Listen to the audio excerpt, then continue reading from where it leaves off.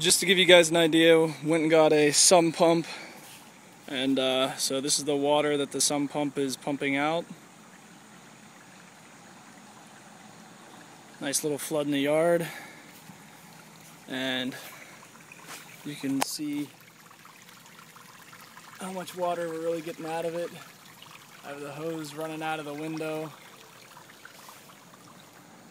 Let's go take a walk inside. This is flooded, and this is the room that's really flooded. It's already gone down about an inch or two.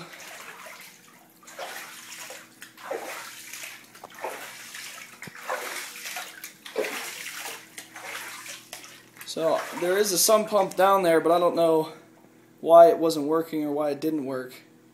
But I have the new one down there, and it's doing a good job. You know, I think we got off lucky. I don't think there's a lot of damage. There's some floating boards and some stuff, but at the rate this thing's going, it looks like it'll have this tackled pretty quickly.